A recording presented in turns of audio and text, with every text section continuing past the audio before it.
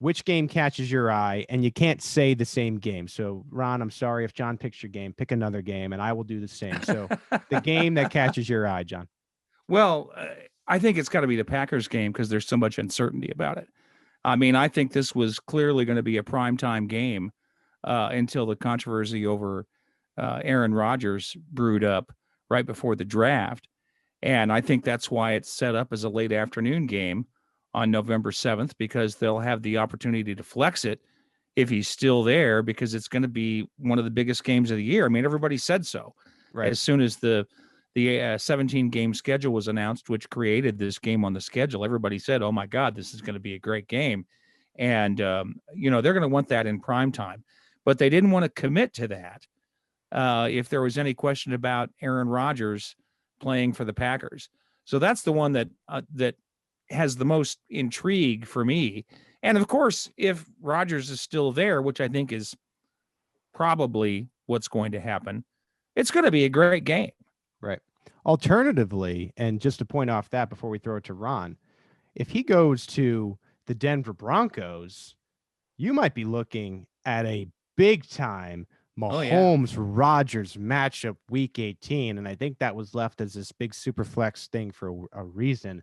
Imagine that to close the year, week 18, Rodgers Mahomes, their second game of the year. We'll see. I know we're all probably hoping that Rodgers does not go to the Denver Broncos. Ron, the game to catch your eye. So one of the first 5 games is probably the right answer here, just because we've talked about how they're stacked. They're playing a lot of AFC contenders. Those are going to be good games. But I'll kind of go outside the box here. Week 11 at home against the Dallas Cowboys. I'm always a fan of kind of playing NFC teams you don't see, every year. Obviously, it's every 4 years you see them. And the Cowboys are kind of one of those big franchises that it's kind of fun to play them. Their fans come in. It's a huge ordeal. And also, I just have these memories of good Cowboys Chiefs games in Arrowhead. Andy Reid's home opener 2013 was against the Cowboys. That was a fun game. If you remember way back when, I think it was 08 or 09. I think it was Todd Haley's first year. It was an overtime game. Cowboys came in here, beat us in overtime. Miles Austin had the game of his career. So that's just standing out to me in my mind. And I will also say, I am going to be on the Cowboys bandwagon a little bit this year. I think quarterback play is so important. And I really do think Dak Prescott is going to come back and be one of the best quarterbacks in the NFL, like he was playing statistically before he got hurt last year, and then even before that as well. So I think the Cowboys could be a sneaky NFC contender. And that could, honestly, by week 11, maybe the Cowboys have a pretty good record where we're calling that a Super Bowl preview. Yeah, the last time the Chiefs played the Cowboys, they ended up losing. That's when we saw the Hail Mary, if you can remember that. Tyreek Hill beating Anthony Hitchens to score a touchdown before the end of the half, but it did not work out for the Chiefs. They ended up losing that football game.